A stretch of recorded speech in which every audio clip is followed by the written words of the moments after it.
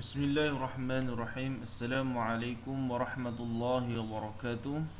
Alhamdulillah, kita dalam siri yang kedua, fil maddah adab wal balaghah di sanatil khamisah, fi mawdu' nas sya'ri an Jarir ibn Atiyah, ay nas sya'ri al-Umawi. Hari ini insya-Allah kita akan bahaskan tentang syair pada zaman Umawi pada siri yang kedua tentang tajuk Al-Imamul Adil Al-Jarir bin Atiyah. Baik, hari ini kita akan masuk kepada syair.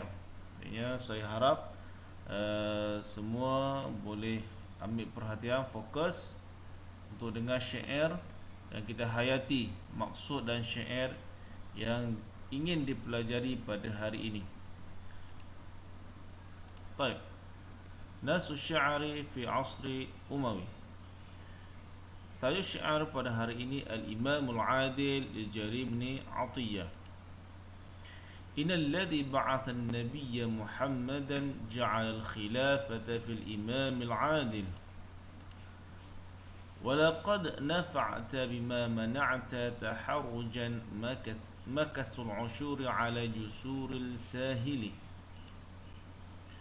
قد نال عدلك من أقام بأرضنا فإليك حاجة كل واف راحل إني لآمل منك خيرا عاجلا ونفس مولعة بحب العاجل والله أنزل في الكتاب فريضة لابن السبيل وللفقير العائل. طيب، هذه الشعر لجرير بن العطية عن إمام العادل. Baik, saya dah bagi tahu pada siri yang lepas tentang Al-Imamul Adil. Yang dimaksudkan oleh Jarir adalah Umar Abdul Aziz. Baik, kita lihat satu persatu apa yang dimaksudkan oleh Umar Abdul Aziz. Apa yang dimaksudkan oleh Jarir ibn Atiyah. Baik, rangkap yang pertama. Baik. Sungguh Allah mengutus Nabi Muhammad dan menjadikan khalifah melalui pemimpin yang adil. Ini adalah permulaan kepada suatu ucapan. Dia mengatakan bahawa pemimpin yang pertama sekali adalah Nabi kita, iaitu Muhammad sallallahu alaihi wasallam. Kemudian selepas Nabi kita adalah khilafah, dan seterusnya adalah pemimpin. Pemimpin yang adil adalah pemimpin yang mengikut khilafah, yang mana khilafah ini akan mengikut kepada Nabi. Maka dia menganggap bahawa pemimpin yang adil ini umpama pewaris kepada Nabi. Baik, seterusnya,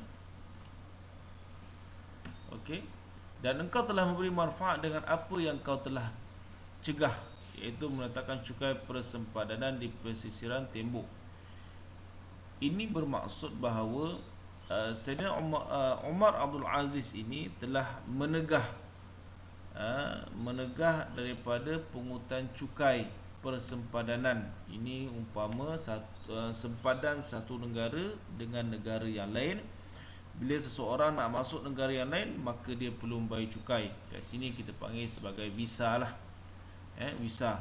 Jadi bila Umar Abdul Aziz memerintah, maka dia mengharamkan kerajaan untuk mengambil cukai kepada mereka yang ingin masuk ke sebuah suatu negara. Itu dikatakan bahawa engkau telah memberi manfaat dengan apa yang kau cegah. Ini bila orang nak masuk satu negara, maka tidak perlu membayar cukai. Baik, seterusnya, keadilanmu telah dikecapi oleh setiap yang berada di kota kami ini. Kepada mula setiap rombongan yang berhajat akan menuju. Maka dia mengatakan apa yang dibuat oleh Umar Abdul Aziz ini adalah satu keadilan yang sangat dihajati oleh semua orang. Maka bila orang yang memerlukan satu perkara daripada luar kota, daripada negara lain, mereka boleh berjumpa dengan mudah, berjumpa dengan Umar Abdul Aziz untuk memohon hajat apa yang dia kehendaki. Di antaranya adalah Jarir ini datang kepada Umar Abdul Aziz untuk meminta satu hajat. Kita tengok seterusnya. Taib. Sesungguhnya aku mengharapkan kebaikan yang segera dengan hati yang bercahaya dan penuh pengharapan. Nampak? Dia dah puji Umar Abdul Aziz, dah cerita kehebatan Umar Abdul Aziz. Sekarang dia nak minta sesuatu. Sesungguhnya aku mengharapkan satu kebaikan. Dia nak harapkan sesuatu lah ni. Jaril ni dia nak sesuatu daripada Umar Abdul Aziz. Okey. Dalam dia nak sesuatu tu, dia bagi satu kiasan. Dia kata Allah Subhanahu Wa Taala menurunkan satu kewajipan dalam kitabnya, iaitu zakat kepada Ibnu Sabil, orang bermusafir dan orang fakir. Dalam kes ni Umar Abdul Aziz Jarir Ibn Atiyah ni dia ni adalah bermusafir nak berjumpa Umar Abdul Aziz, dan dia juga adalah orang fakir. Dia nak minta satu ganjaran, satu orang kata duit lah daripada Umar Abdul Aziz. Jadi bila nak dapatkan satu ganjaran, dia mulakan dengan puji-pujian. Ini dia dikatakan sebagai syair puji-pujian. Tujuannya apa? Tujuan untuk mendapat ganjaran. Okey. Baik, kalau kita tengok Jau'un Nas yang awal, yang pada siri yang pertama, kita tahu bahawa kebanyakan penyair pada zaman Umawi ni, mereka memuji atau mendekati khalifah untuk mendapatkan kedudukan dan ganjaran yang besar. Samalah dengan Jarir Ibn Atiyah ni. Dia datang kepada khalifah ini adalah untuk mendapat satu ganjaran daripada Umar Abdul Aziz. Dan kita tahu bahawa Umar Abdul Aziz menolak. Tapi siapa yang memaksa memaksa bahawa Umar Abdul Aziz supaya menerima Jarir ini, dan Umar Abdul Aziz memberikan 100 dirham kepada fakir Jarir. Ini fahamlah kisah ataupun kenapa syair ini disampaikan dan apa yang dimaksudkan oleh syair ini. Baik, seterusnya kita masuk ke dalam afkar raisah. Ada 5 afkar raisah, isi-isi penting yang terdapat dalam afkar raisah ini. Baik.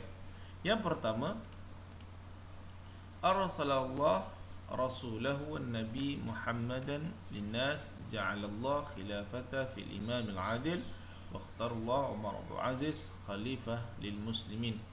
Baik, yang tadi kita tengok tadi, rangkap yang pertama adalah apa yang hendak disampaikan oleh Jarir. Jarir menyatakan bahawa Allah mengutuskan Nabi Muhammad kepada manusia. Kemudian setelah Nabi Muhammad wafat, dijadikan khalifah. Khalifah ni kemudian dijadikan Imamul Adil sebagai pengganti kepada khalifah. Kemudian dia menyatakan bahawa Allah memilih Umar Abdul Aziz sebagai khalifah bagi orang Islam. Ini sebagai pujianlah yang pertama. Kemudian kita tengok rangkap yang kedua. Rangkap yang kedua, apa yang dilakukan oleh Umar Abdul Aziz ini sehingga kan dikatakan dia ini khalifah.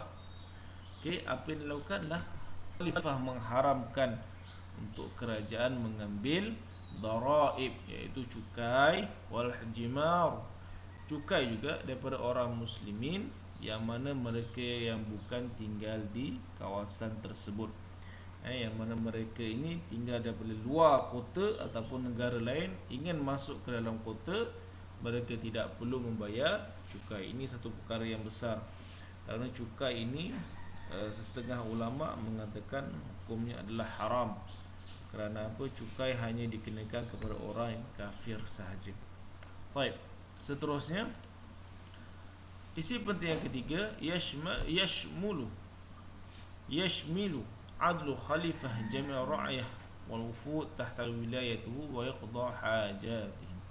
Ini keadilan khalifah ini merangkumi semua rakyat yang berada di bawah naungannya, dan mereka ini ditunaikan hajat mereka.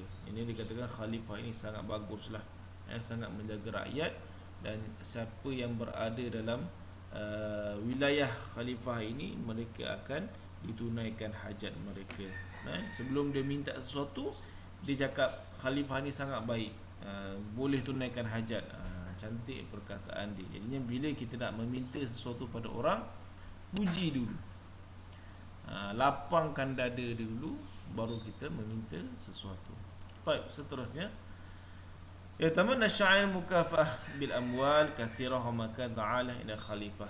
Okey, syair ni berharap dia mendapatkan ganjaran dari segi harta yang banyak dan kedudukan yang tinggi di sisi khalifah.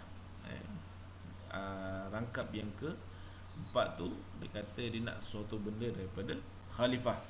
Baik, seterusnya yang terakhir, akal syair ala farata zakat ibn sabil faqih wa huwa yastahaqqa lil ata. Okey, dia kata syair kata apa?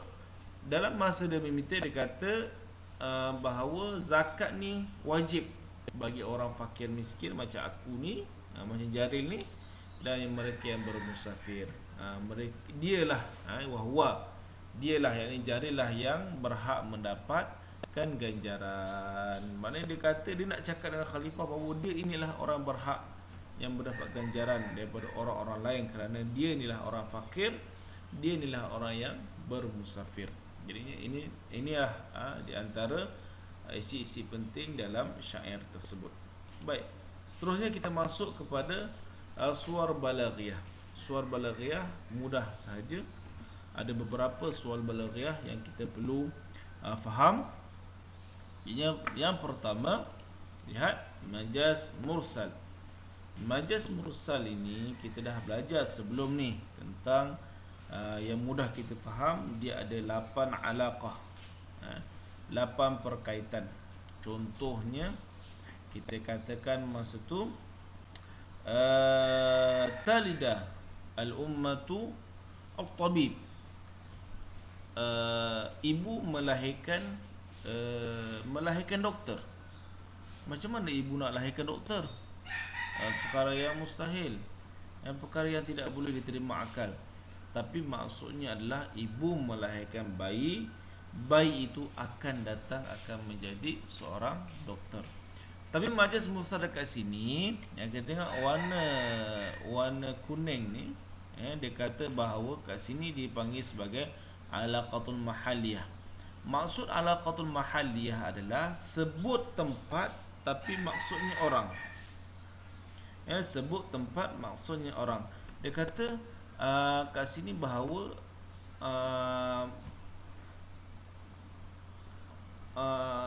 persempadanan itu mengambil cukai. Sempadan tembok tak boleh ambil cukai. Yang ambil cukai yang siapa? Yang ambil cukai adalah orang yang menjaga tembok tersebut. Dia katakan bahawa, tadi saya ulang semula, dia katakan bahawa kat sini bahawa engkau telah memberi manfaat dengan apa yang kau tegah. Apa yang kau tegah? Tegahnya iaitu orang, bukan orang, tembok itu meminta cukai daripada orang-orang. Adakah tembok itu pergi minta cukai? Tidak. Yang dimasukkan dengan tembok meminta cukai, orang yang berada di tembok tersebut, orang yang menjaga tembok itu, ataupun kita panggil sebagai pemerintah yang menjaga tembok itu yang memungut cukai. Ini namanya majaz mursal. Ada satu saja. Ingat kat kawasan ini, maksul usyur ala jusuril sahil. Maksul usyur. Okey. Maksal usyur. Jadi tembok pemungut cukai, tembok yang bukan maksud tembok tapi orang yang memungut cukai tersebut. Baik, yang kedua tibak. Tibak kita dah belajar, jelas tibak adalah sepasang perkataan yang berlawanan dalam satu ayat. Dekat sini kita lihat wafdin rahilin. Wafdin orang yang bermustautin, rahilin orang yang mendatang bermusafir. Ada dua perkataan atau sepasang perkataan berlawanan dalam satu ayat. Dia kata fa ilaika hajatun kulli wafdin rahilin. Kepada engkau lah orang berhajat, sama ada orang itu orang yang berada dalam kota itu yang menetap, ataupun orang yang mendatang yang bermusafir. Ini adalah menetap dan musafir, ini perkataan yang berlawanan yang berada dalam satu ayat. Namanya tibaq. Baik, seterusnya adrabul khabar. Adrabul khabar. Adrab khabar kita pun dah belajar, alhamdulillah. Adrab khabar kat sini ada 1 2 3 4, ada 4 adrab khabar. Senang je. Kat sini ada inna. Inna kita tahu bahawa ia menunjukkan satu taukid. Bila satu taukid maka dia adalah talabi. Yang kedua, walaqad nafa'ta bima mana'ta. Walaqad, lam qad, ada 2 taukid, makanya ingkari. Lam kemudian qad, maka dia ada 2 taukid yang menunjukkan kepada ingkari. Yang ketiga, qad sahaja. Qad menunjukkan kepada talabi kerana ada satu taukid saja. Yang last sekali, ini satu la lam, ini dipanggil sebagai lam taukid. Ini la, ini dipanggil sebagai ingkari. Ada 4 adrab khabar di sini. Baik, seterusnya kinayah. Kinayah kita gelar sebagai peribahasa ataupun simpulan bahasa. Okey, Imamul Adil iaitu Umar Abdul Aziz, iaitu kinayah daripada mausuf, kinayah an mausuf, kinayah ataupun sandaran kepada orang. Maksudnya orang, yang nak dimaksudkan orang. Imamul Adil sifat, yang nak dimaksudkan adalah orangnya. Okey, sama juga dengan Ibnu Sabil, yang nak dimaksudkan adalah orang yang bermusafir. Di sini Imamul Adil sifat, Ibnu Sabil sifat. Ini digelar sebagai kinayah an mausuf. Sebab apa kinayah an mausuf? Sebab yang disebut adalah sifat, maksudnya adalah orang. Yang disebut adalah sifat, maksudnya adalah orang. Okey, boleh faham? Baik, seterusnya adalah isti'arah. Baik, isti'arah ada 2, iaitu isti'arah tasrahiyah dengan isti'arah makniyah. Kalau isti'arah tasrahiyah kita buang musyabbah bihi. Kita lihat sini, wallahu anzala fil kitabi faridatan syibul Quran bil kitab. Sepatutnya kita katakan bahawa Allah anzala, wallahu anzala fi Quran kal kitab faridatan. Okey, dibuang Quran, disebut musyabbah bih cukup. Wallahu anzala fil Quran kal kitab. Okey, tapi dibuang Quran, ditulis kitab sahaja. Ini digelar sebagai isti'arah tasrahiyah. Adapun isti'arah makniyah, maka dibuang musyabbah bihi, disebut musyabbah. Okey, syubul adlu bil insan fahuzifa musyabbah bihi wa dzukira musyabbah. Okey, ini isti'arah, ini isti'arah makniyah. Baik, alhamdulillah, khalas. Untuk pembelajaran hari ini, insya-Allah jika tidak faham boleh terus bertanya kepada saya. Kita sudahi dengan Assalamualaikum warahmatullahi wabarakatuh.